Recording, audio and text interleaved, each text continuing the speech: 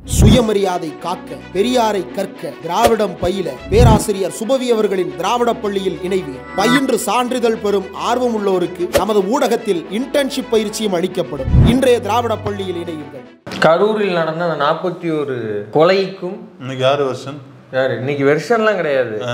இந்த விஷயத்துக்கு பொறுப்பேற்று கொள்ளாம ரொம்ப கேவலமா மட்டகரமா தாவேக்கா செயல்படுது அப்படின்னு அவங்க எடுக்கிற எல்லா விஷயமுமே கேவலமா தான் இருக்கு அப்படின்னு நம்ம விமர்சிச்சோம்னா, இது என்னப்பா கேவலம், இதை விட கேடுகட்டத்தனமா நான் ஒண்ணு பண்றேன் பாரு, இதை விட பொறுக்கித்தனமா நான் ஒண்ணு பண்றேன் பாரு அப்படின்னு இன்னைக்கு ஒரு விஷயத்த பண்ணியிருக்கிறாங்க.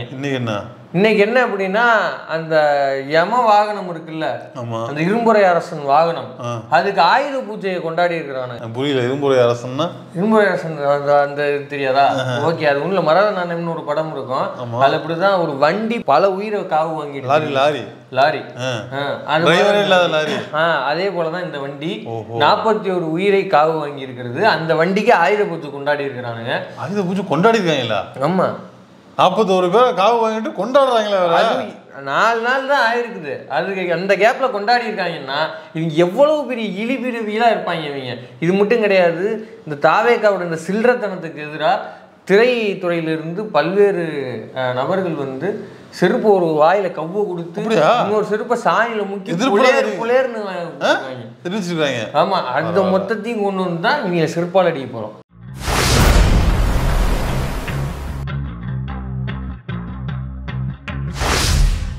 முதல்ல நம்ம டிஎன் ட்ரோல்ஸ் சேகுவேரா இருக்கார்ல, அவர் ஒரு ட்வீட்டு போட்டாப்புல. என்னன்னா, இந்த மாதிரி இந்த கேடுகட்ட இழிபிரவிகள் வெக்கங்கட்டவனுங்க போய் ஆயுத பூஜை கொண்டாடி இருக்கானுங்க அந்த யம வாகனத்துக்கு அப்படின்னா ஒரு ட்வீட்டு போடுறாப்புல. அவர் ஒரு ஜேர்னலிசம் பின்னணி கொண்டு இயங்கக்கூடிய ஒரு நபர். படிச்சு வந்தவர் மட்டும் கிடையாது, அவர் பல்வேறு முன்னணியான ஊடகங்கள்ல பணிபுரிஞ்சவர் அவரு.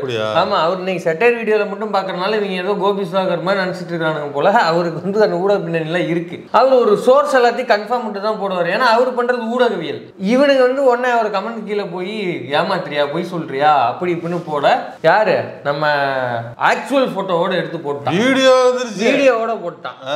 அத பாருங்க. கரூரில் பரப்புரை கூட்ட நெரிசலில் சிக்கி 41 பேர் உயிரிழந்து 5 நாட்களே ஆகியுள்ள நிலையில் விஜயன் பரப்புரை வாகனத்திற்கு மாலை அணிவித்து ஆயுத பூஜை அவரது அலுவலகத்தில் கொண்டாடப்பட்டிருக்கிறது. இப்ப மூஞ்ச கொண்டு போய் நல்லா வண்ணமா தான் வருது, பிரைவேட் ஜெட் படியில வச்சுக்க. அப்பயா இருந்தாலும் நேரடியா மிதிச்சாவது உனக்கு அறிவு. 41 சாவு விழுந்திருக்குது. அதுல முக்கியமான ஒரு காரணி நீயா இருக்கிற, நீதான் காரணம். பல பேர் பேசுறாங்க, நீதான் ஒண்ணுங்கிறாங்க இல்லையா? அப்பேற்பட்ட இடத்துல நீ கொண்டாட்ட மனநிலை ஆயுத பூஜை கொண்டாடுறன்னா உனக்கு எவ்வளவு கெப்புரு இருக்கும். கேட்போமா மாட்டோமா? அப்புறம் இதே இல்ல, தாய்மாமா மசிறுவாரு அவரு. நான் தான் தாய்மாமா அண்ணன் இருக்கிற லூசுகள்லாம். எங்க அண்ணன் அழுவுதானே, ஒரு வீடியோ பாக்குறேன், ஒரு பொண்ணு அழுவுது, விஜய பார்க்காம போறேன்னா நான் போய் பார்த்தேன். சரி, அந்த அளவுக்கு ஃபீலிங்ல இருக்குதுங்க. தாய்மாமாங்கிறவன் அவ்வளோ 10 குழந்தைங்க செத்து போயிருக்கா. 1 இல்லை 2 இல்லை 10 குழந்தைங்க. நாளைக்கு விஜயை விட பெரிய நடிகனாக வேண்டிய, இல்லை ஸ்டாலினை விட நல்ல முதலமைச்சராக வர வேண்டிய, உலகத்தை ஆளக்கூடிய ஏதோ ஒரு குழந்தை கூட அதில் போயிருக்கலாம். 2000 கோடி 3000 கோடி சம்பாதிக்கிற ஒரு பையன் அதில் போயிருக்கலாம். அவ்வளவு பேரும் கொண்டு சம்பாதிக்கிறான், வளரலங்கிறதெல்லாம் மேட்ரு கிடையாது. உன்னை நம்பி தானே வந்தாங்க, உன்னை பார்க்க தானே வந்தாங்க.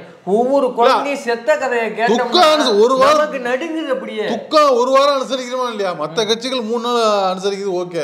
நீ முழுசா சம்பந்தப்பட்டிருக்கும் போது ஒரு வாரம் நீ துக்கம் அனுசரி. நீ குடும்பத்துல ஒரு ஆள்னு சொல்றியா இல்லையா? தாய்மாமன் அதே அவரும் கேட்கிறாரு. ஏண்டா, செத்த வீடா இருந்ததுன்னா அந்த வீட்டுல ஒரு வருஷத்துக்கு எந்த விசேஷமோ சுப நிகழ்ச்சி கொண்டாட மாட்டான். அதெல்லாம் கூட விட்டுரு, சாஸ்திர சம்பிரதாயம் லொட்டு லுஸ்கு எல்லாத்தையும் விட்டுரு. குறைஞ்சபட்சம் ஒரு துக்க அனுசரிப்புன்னு ஒண்ணு இருக்குல்ல. ஏன்னா 4 நாள் தான் ஆயிருக்கு. அந்த வண்டிக்கு போய் ஆயுத பூஜை கொண்டாடுறிய, மண்டையில ஏதாவது இருக்கா? இல்ல, சென்டிமெண்ட் பேசுவான், ஆனா துளி சென்டிமெண்ட் கூட கிடையாது. பயங்கர கிரிமினலா இருக்காப்ல விஜய், பயங்கர கிரிமினல். நம்ம நினைச்ச மாதிரிலாம் இல்லைங்க, பயங்கர கிரிமினலு, பயங்கர சைக்கோத்தனம் இருக்குது, கொஞ்சம் நஞ்சம் இல்லை. ஏன்னா சின்ன பிள்ளையில நிறைய தோல்விகளை பார்த்துட்டு வந்ததுனால அந்த மனசெல்லாம் இறுகி போய் உளவியல் ரீதியா ஏதோ சிக்கல் சுத்தி எதுக்கு வளர்ச்சிட்டு இருக்கீங்க? உளவியல் ரீதியா சிக்கல், காரணம் சொல்றேன், உளவியல் ரீதியா சிக்கல் இருக்கு. போய் நல்ல டாக்டரா பாரு, சரியா? இடையில நிலைப்பாடை மாறி மாறி பேசுற மாதிரி இல்லாம நல்ல கரெக்டா இருக்கிற டாக்டரை போய் பாரு. சரியா? பார்த்தீங்கன்னா தான் இது வந்து சரிப்படுத்த முடியும், குணப்படுத்திடலாம்னு நினைக்கிறேன். போய் பாரு முதல்ல. இங்க பாருங்க, யோசிச்சு பாருங்க, ஒரு கட்சியில இந்த மாதிரி ஏதாவது ஒரு சம்பவம் துக்க நிகழ்ச்சி அப்படின்னா, இப்போ நீங்க சொன்னாப்புல கொடி அரக்கம்பத்தில் பறக்க விட்டுறது, கொஞ்ச நாளைக்கு வந்து அந்த எந்தவித நிகழ்ச்சிகளோ செயல்பாடுகளோ இல்லாம ஒத்தி வைக்கிறதுன்னு எவ்வளவு விஷயம் பண்ணுவாங்க. இவ்வளவு சம்பவம் நடந்திருக்குது. இதுக்கப்புறம் போய் லாபியிஸ்டுகளை பாக்குறது, போய் கட்சி இருக்கிற தலைவர்களை மயமா போன் பண்ணி காலில் விழுவுறதுன்னு பண்ணிக்கிட்டு இருக்கானுங்க. இதுக்கு ஒரு டைம் எடுக்குங்கிறதுனால அடுத்த வாரம் திரும்பி போய் நின்னோம்னா இதே ஊடக சொகுசு நம்ம கிடைக்காதுங்க ஒரே காரணத்தினால தள்ளி போட்டிருக்காங்க. தவிர வாயை திறந்து செத்த 41 பேருக்கு இரங்கல்ங்கிற வார்த்தை வருதா வாயில என்ன புழுவா வச்சிருக்கு? வாயை திறந்து பேச மாட்டியா? போஸ்ட் அடிக்கல, ஒரு கண்ணீரஞ்சல் இது கிடையாது. இதெல்லாம் கூட கேவலமானது தெரியுமா? நேற்று வந்து மிலிட்டர் சொல்றாரு, கரூரில் இந்த மாதிரி நினைவேந்தலுக்காகவே திமுக அங்கே இருக்கிற மாவட்ட தலைமை வந்து ஒரு பகுதியை வச்சுருக்கிறாங்க. அங்கே இது போன்ற சைடில் அந்த ஃப்ளெக்ஸ்லாம் வைக்கிறதுக்கான இடம்லாம் விட்டு இப்படி ஏதாவது ஒரு சம்பவமோ யாராவது தலைவர்கள் மறைந்தாலோ ஏதாவது ஒரு இது அப்படின்னா அவங்களுடைய படத்தை அங்கே வச்சு அல்லது ஃப்ளெக்ஸ் ரெடி பண்ணி அங்கே எல்லோரும் வந்து நினைவேந்தல் செலுத்துறதுக்காக அந்த பகுதி வச்சுருக்காங்க. அங்கே இந்த கரூருடைய துக்க சம்பவத்திற்காக ஒரு ஃப்ளெக்ஸ் போர்டு இதெல்லாம் வச்சுருக்கிறாங்க. அதை ஃபோட்டோ எடுத்து இது எப்படி இவ்வளோ ப்ரிப்பேர்டாக இருக்குன்னு கேட்குறது இந்த தற்குறிகள், இந்த அப்யூசர்கள். சொந்த கட்சிக்காரன் தாவேக்கான்ற லெட்டர் பேடில் ஒரு இரங்கல் சொல்கிறதுக்கு துப்பு இல்லை, போடுற 4.25 நிமிஷம் வீடியோ, அதில் செத்தவங்களுக்கு ஒரு இரங்கல்ங்கிற வார்த்தை இல்லை. அந்த 41 பேரோட ஃபோட்டோ உங்கள் கையில் இருக்குதா? இதே ஒவ்வொரு மாநாடுக்கும் போய் வீரந்த தியாகிகளுக்கு மலரஞ்சலி செலுத்துறல, அவங்க ஃபோட்டோலாம் வைக்கிறல, இப்படி தன்னை பார்க்க வந்து செத்து போனான்ல அவனுக்கு வந்து போட்டோ வச்சு ஒரு நினைவஞ்சலி செலுத்தினீங்களா? புஷியானந்த் எங்க போனாரு? புஷியானந்த் இல்லாம நேற்றுக்கு நடந்திருக்கு சென்னையில மாவட்ட செயலாளர் புஷியானந்த் தலைமறைவுல பிஸியா இருக்காரு. எங்க போனாங்க ஏதானாங்கன்னே தெரியாம, ஆனா ஆயுத பூஜை மட்டும் கரெக்டா நடக்குது. மனசு வலிக்குது, ரொம்ப மனசு வலியா இருக்கேன். ஆயுத பூஜை மட்டும் கொண்டாடிக்கிறேன். நல்லா பொரிக்கடலை போட்டு நல்லா அவல்லாம் போட்டு அதை மட்டும் கொஞ்சம் ஆப்பிள் அந்த ஆரஞ்சு எல்லாம் போட்டு அதை மட்டும் கொஞ்சம் கொண்டாடி. உண்மையிலுமே இல்ல மனசாட்சி இருக்கா? இல்ல இல்ல இல்ல அவன ஏன் எதிர்பார்க்கறது இல்ல. இதெல்லாம் என்ன சொல்லி திட்டுறதுன்னு தெரியல, நமக்கு கடுப்பு தான். சீமான் சொல்லிடு. சீமான்லாம் பரவாயில்ல, இனிமேல் சீமானை விட ஒரு கெட்ட வார்த்தை இருக்குன்னா அது விஜய் தான். நீ அப்படி சொல்லாத, ஒத்துக்க மாட்டேன். சீமான் வேற, இவன் வேற.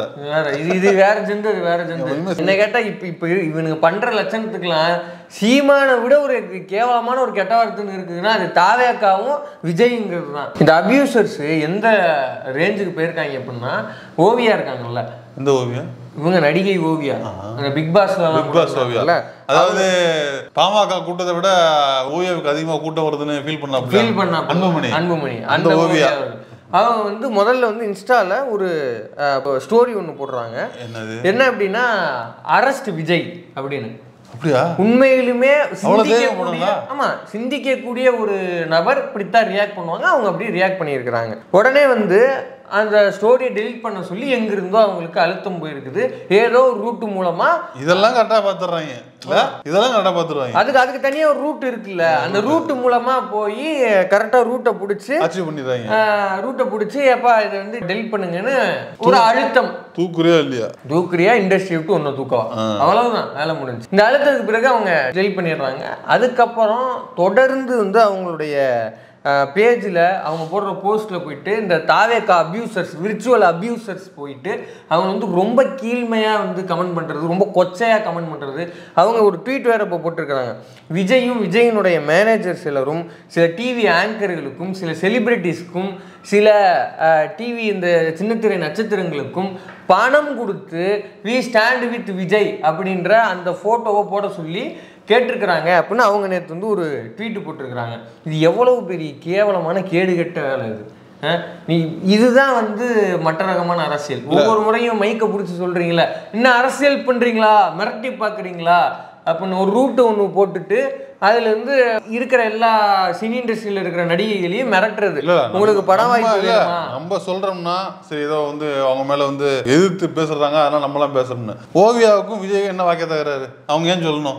அவங்க வந்து ஒரு நிலைப்பாடு எடுத்து அவங்கள்ட்ட ஏதோ ஒரு எமோஷன் இருந்திருக்குது, அதனால நீ ஸ்ட்ரைட்டா விஜய் அரெஸ்ட் பண்ணணும். இப்போ வந்து எஃப்ஐஆர்ல வந்து ஒரிஜினா அல்லது வந்து புஷியானந்த் பேர்லாம் இருக்குது, எதுக்கு விஜய் பேர் இல்லை, விஜய் பேரை சேருங்க, விஜய் அரெஸ்ட் பண்ணுங்கன்னு அவங்க சொல்றாங்க. என்ன காரணம்னு கூட்டி பேட்டி எடுத்தா தெரியும். எல்லாரையும் பேட்டி எடுக்க, அவங்கள ஒரு பேட்டி எடுத்து போடுங்க, ஏன் அரெஸ்ட் விஜய்னு போட்டின்னு கேளுங்க. அவங்க வந்து ஜென்ரலா சொல்றாங்க, அவங்களுக்கு எந்த ஸ்டாண்டும் கிடையாது. அவங்க அதிமுக கிடையாது, திமுக கிடையாது, என்டிகே கிடையாது, அவங்க ஜென்ரலா சொல்றாங்க. அப்ப அவங்கள்ட்ட ஒரு பேட்டி எடுத்து போட்டீங்கன்னா எல்லாம் தெரிஞ்சே போகுது. ஆனா அதை மிரட்டுறது இருக்குல்ல, அவங்களை போய் கீழே அப்யூஸ் பண்ணுறதுக்குல்ல, இது எவ்வளோ பெரிய கேவலமான வேலை. அதையும் இவங்களோட பிஆர் டீம் ஒன்று இருக்குது, ஒரு பிஆர் ஏஜென்சி ஒன்று வச்சுருக்கிறானுங்க. அதுலேருந்து தான் இந்த இன்ஃப்ளூயன்சருக்குலாம் காசு போதுன்னு அவங்க குற்றச்சாட்டு வைக்கிறாங்க. குற்றச்சாட்டு வைக்கிறதுக்கப்புறம் போய் இவ்வளவு கேவலமான வேலையை செய்கிறாங்க அப்படின்னா, நாளைக்கு ஒரு வேலை நீ ஈச்சை பிடிச்சிட்டே நீ சொல்கிற மாதிரினா நீ எவ்வளவு கேடுகிட்ட வேலையை செய்வ. இத்தனைக்கு ஒரு எம்எல்ஏ இல்லை, ஒரு எம்பி இல்லை, ஒரு ஊராட்சி ஓட் பேங்க் ப்ரூவ் பண்ணல, அப்பயே நீ இவ்வளவு கேவலமான தரங்கட்ட அரசியலை பண்றனா நீ எல்லாம் நாளைக்கு ஆட்சி பிடிச்ச இல்ல. நீ கட்சி அரசியல்ல பங்கெடுத்து நீ மக்கள் அதிகாரத்தை வரதுன்னு இவ்வளவு கல்லூரி மகனா இருக்கிய, இவ்வளவு அரசியலை பாக்குறிய, நீ உன்ட்ட அதிகாரத்தெல்லாம் கொடுத்தனா நீ எப்படி இருப்ப? அதெல்லாம் சில பேர் மிரட்டுறாங்களாம், சுத்த காமிச்சிட்டு போயிடு, பிரச்சனை சுத்த காமிச்சிட்டு போயிடு. பிரியங்கா மோகனுக்கு என்ன நடந்ததுன்னு ஞாபகம் இருக்கா? அது போலதான் நீங்களும் ட்ரோல் மெட்டீரியல் ஆயிடுவீங்க, உங்களையும் இண்டஸ்ட்ரி விட்டு தூக்கிடுவாங்க. நான் நினைக்கிறேன் தாவே கலந்து வரவன்லாம் ரெட் ஜெயின்ட் பத்தி பேசுவான், அந்த நிறுவனம் என்னாச்சு இந்த நிறுவனம் என்னாச்சுன்னு பேசுவான்ல. பேசு, ரூட்டை பற்றி பேசு. உண்மையிலுமே நீ அவ்வளோ பெரிய வந்து ஒழுங்கானவன், நாங்கள் நேர்மையான அரசியல், நாங்கள் அப்படியே வந்து அது என்ன சொல்லுவாங்க, நாங்கள் வந்து ரொம்ப கிளியரானவங்க அப்படின்னு பேசுவீல்ல. இப்போ பேசு, ரூட்டை பற்றி பேசு. எதுவுமே இல்லாமல் ஒட்டுமொத்த சினி இண்டஸ்ட்ரியும் ஒரு பிஆர் டீம் கட்டுப்பாட்டில் இருக்குது அப்படின்னா அது எப்படி நடக்குது, அதை பற்றி பேசு. இந்த அபியூசர்ஸ்க்கு எல்லாத்தையும் காசு கொடுத்து இந்த மாதிரி இங்கே பண்ணிகிட்டு இருக்காங்க. அவங்க வந்து ஒரு முக்கியமான ஒரு குற்றச்சாட்டு வச்சுருக்கிறாங்க. இது ஒரு சைடாக இப்போ நம்ம லொலுசபா ஈஸ்ட் ஒரு ஏற்கனவே பெரியார் மேட்ருக்கே ரொம்ப ஃபயராக போட்டவர், இதுக்கு வீடியோ போட்டு போடுறாரா? கேவலமா இல்ல, வெக்கமா இல்ல, அறிவு இல்ல அப்படின்னு கிளியும் கிழிச்சிருக்காரு. அங்க ஒரு பிரச்சனை நடந்துச்சு, நீங்க அந்த இடத்த விட்டு அரைக்கிறீங்க. ஓகே, போய் போன பெரிய தகவல் யாரும் தெரிஞ்ச பிறகு ஏன் அந்த ஊர்ல அங்க கேட்ட ஹோட்டல் ரூம் கொண்டு வர்றாங்க, பயப்படுறாங்க. ஏன் உங்க கட்சி நிர்வாகிகள் வீட்டுல இருக்காங்க, நீங்க வயசா விட்டுறதா தருவீங்களா? சரி, கிளம்பி போயிட்டீங்க. அங்க வந்து ஒரு 10 ஆவே அவரை கூப்பிட்டு எல்லாம் பாத்ரூம் உங்களுக்கு தேவையான எல்லாம் விட்டு நாங்க செய்யணும் அப்படின்னு ஹாஸ்பிட்டல் போய் ஒரு 10 பேர் நிக்க முடியாதா? கமிஷனர் கிட்டே போய் பேசுங்க, இல்ல ஐடி கிட்ட பேசுங்க, இல்ல அமைச்சர் கிட்டே இல்லைங்க, சரி முதல்ல இந்த நிகழ்ச்சி பார்ப்போம், அதுக்கப்புறமா என்ன கூப்பிடுவோம், அதெல்லாம் விஷயம் அப்படின்னு சொல்ல முடியாதா? அறிவு கிடையாதா? இந்த ஸ்ட்ராட்டஜிஸ்ட் கெட்ட வர்றது வாயில குழந்தைங்க. இதை விட ரொம்ப எரிச்சல் விட விஷயம் என்னன்னா, சில பேர் ஆதரவு தெரிவிக்கணும்னு சொல்லிட்டு இந்த ஆளுங்கட்சி காரணம், போலீஸ்காரன் காரணம், அவங்க காரணம் 10 பேர் ரொம்ப வந்துருச்சு உட்காந்து புடி விட்டுருக்கீங்க. நல்லா மனுஷங்க, எல்லாம் மனுஷங்க. ஆனா பாருங்க, நம்ம நேற்று தான் வீடியோல சொன்னோம், அதாவது காமெடியானா நம்ம யார் யாரெல்லாம் திரையில வந்து ரொம்ப ரசிக்கிறோமோ, சாய் என்ன மாதிரியான நகைச்சுவை உணர்வோட இருக்கிறாங்க அப்படின்னு நம்ம நினைக்கிற ஆட்கள் எல்லாம் நிஜத்துல மிகப்பெரிய ஹீரோயிக்கா இருக்கிறாங்க. ஒரு என்ன சொல்ற, ரொம்ப ஒரு இன்டெலெக்சுவலா ரொம்ப புரிதலோட ஆளா இருக்கிறாங்க. ஆனா நம்ம யார திரையில வந்து அப்பா என்ன ஒரு ஹீரோடா மாஸ்டர் அப்படின்னு நினைக்கிறோமோ, இவெல்லாம் தரையில மிகப்பெரிய கொடூரர்களா இருக்கிறாங்க. மாகோரால இருந்து இந்த தற்கொலை வரைக்கும் அப்படிதான் இருக்காங்க. அப்படி ஜெனரலைஸ் பண்ண முடியாது, பண்ணுவான். இவன்லாம் என்ன சொல்றாங்க, எங்க அண்ணன் அவரு தான் எங்க உசுரு, அவரை பார்த்துட்டு செத்தாலும் பரவாயில்ல அப்படின்னு உண்மைக்குமே 41 பேர் செத்து போயிருக்காங்க. எவ்வளவு கொடூரமாக இருந்தா ஆயுத பூஜை கொண்டாடுறது. நீ சொல்ற மாதிரி அந்த காமெடி ஆர்டிஸ்ட் அப்படி இருக்கிறாங்கன்னா ஒரு ரியாலிட்டியோட இருப்பாங்க, அவங்க மக்களோட இருப்பாங்க, மக்கள்கிட்ட இருந்து காமெடி ஒரு பழக்கத்தில் இருக்கிறதுனால தான் காமெடி அவங்களுக்கு ஒர்க் அவுட் ஆகுது, காமெடி சீன்ஸ் எழுதுறாங்க, அவங்க மக்களாக இருப்பாங்க, ரியாலிட்டி தெரியும். ஆனால் அந்த ஹீரோக்களுக்கு என்ன பிரச்சனைனா, அவங்க அப்படி தூக்கி வச்சுட்டு கீழே இறங்க விட மாட்டாங்க. ஒரு 50 பேர் அப்படி சுத்தி இருப்பாங்களா, இந்த 50 பேரை தாண்டி தான் எங்களுக்கு உலகமே தெரியும். நீங்க அந்த வீடியோல சொன்னீங்களா, சார் தான் அது மட்டும் இல்ல, sir hero sir, hero sir இவ்வளவுதான்.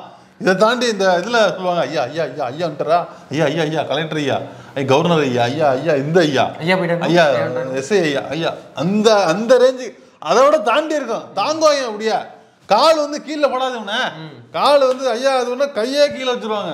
அந்த அளவுக்கு தாங்கக்கூடிய தொழிலாளர்கள் எல்லாம் இருக்கிறாங்க அவங்களுக்கு. அதனால அந்த சின்ன தம்பி குஷ்பு மாதிரி தான் இருப்பாங்க அவங்க. இவர் மட்டும் கிடையாது, நம்ம இவங்க தேவயானி அவர்களுடைய கணவர் பேர் ராஜகுமார், அவர் இயக்குனரும் கூட. இயக்குனர் அவரு காமெடிலாம் பண்ணுவாரு. நம்ம அவரு ஒரு ஸ்டேட்மெண்ட், அவர்லாம் வந்து ஒரு படி மேல போய் நங்குன்னு சொன்னில ஸ்டேட்மெண்ட், திரையில காமெடியா இருக்கிறவங்க வந்து நேரத்துல நல்ல பகுத்தறிவாதியா இருக்காங்க. உண்மையிலேயே ராஜகுமாரன் மேல அந்த மாதிரி ஒரு எனக்கு இது உண்டு. அவரை நான் சும்மா சாதாரணமா நினைப்போம். ஆனா அவர் பேசுறது நடந்துக்கிறது ரொம்ப பெரிய விஷயமா இருக்கும். அப்படிதான் ரொம்ப ரொம்ப பெரிய பெரிய விஷயமா சொல்லுவாரு. அவர் வந்து ஒரு பேட்டி காண்றாங்க ஒரு தனியார் யூடியூப் சேனல்ல. அதுல வந்து அவரை கேட்கறாங்க, இந்த மாதிரி இதா இருக்குது, இப்படி ஒரு அரசியல் வரதெல்லாம் நீங்க எப்படி பாக்குறீங்க, நல்லதா கெட்டதா அப்படின்னா அவர் வந்து நசுக்கி ஒரு மேட்டர் சொல்றாரு. முதல்ல மக்களுக்கு நல்லது பண்றதுக்காக தான் ஒரு அரசியலுக்கு வர்றேன் அப்படின்னு ஒரு நடிகர் சொல்றது ஏத்துக்கவே முடியாது.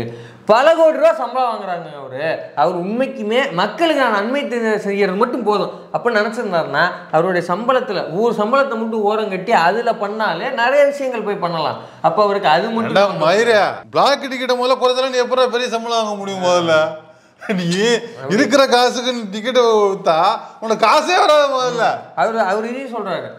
அப்போ அது நோக்கம் கிடையாது. இப்போ நான் சினிமா வாழ்கிறேன், உண்மைக்குமே அவர் ஆள்றாரோ அதை நான் ஏற்றுக்கிறேன்.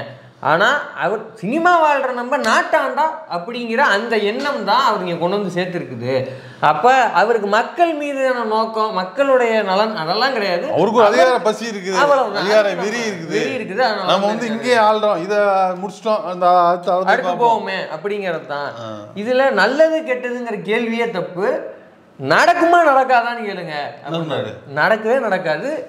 நிஜ அரசியலுங்கிறது வேற, அதெல்லாம் அவரால் டேக்கிள் பண்ணவும் புரிஞ்சுக்கவும் முடியாது. அது நடக்காதுங்க அப்படின்றாரு.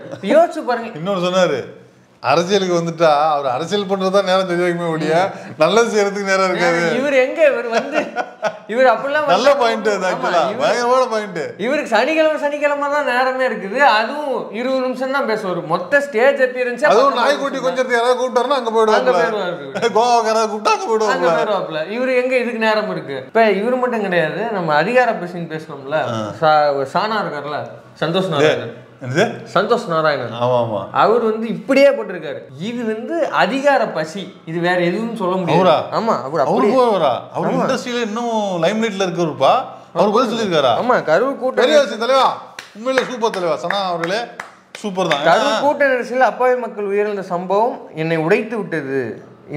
இது வந்து பேராசை, அதிகார பசி, செல்வாக்கிற்கான தாகம், மக்களின் எண்ணத்தை எளிதில் மடைமாற்றும் செயல் அப்படிங்கிறது தான். அதாவது கட்சி தான் சொல்லி போட்டிருக்காரு அவரு, விஜய் தான் சொல்லியிருக்காரு. ஆமா, அப்புறம் வேற யாரு இது செய்யறா? இப்ப ஆர்கனைஸ் பண்ண திமுக ஆர்கனைஸ் பண்ணிச்சாங்க, இல்ல இது அதிமுக பண்ணிச்சா, நான் தமிழர் பண்ணாங்களா? ஆர்கனைஸ் பண்ணது தாவேக்கா. அப்ப இதுக்கு யாருக்கு? அவ்வளவுதான். அதான் சொல்றாரு, அதிகார பசி, பேராசை, செல்வாக்கிற்கான தாகம் அப்படின்னு சொல்றாரு. விஜய் படம் அவர் கிடையாது, சனாவு கிடையாது, தேவையே இல்லை. அவர் வந்து அதை முடிவு பண்ணிட்டு போறாரு. ஆனா நீங்க யோசிச்சு பாருங்க, அவர் ரியாலிட்டியா பேசுறாரு, ஃப்ரம் த ஹார்ட் அவர் பேசுறாரு. ஆமா, இது இப்படித்தான் தெரியுது அப்படின்னு. நீ கொடுக்கலன்னா யாருக்கு நட்டம் போ. உண்மையில நல்ல விஷயம். இவ்வளவு பேர் வந்து ரியாக்ட் பண்ணிருக்காங்கன்னு நினைக்கும் போதே ரொம்ப கொஞ்சம் மனசுக்கு ஆறுதலா இருக்குது. ஏன்னா யாருமே எதிர்த்து பேச மாட்டாங்கல்ல. அது நீங்க சொன்னாப்ல இண்டஸ்ட்ரியில ரொம்ப லைம்லைட்ல இருக்கிறவரு.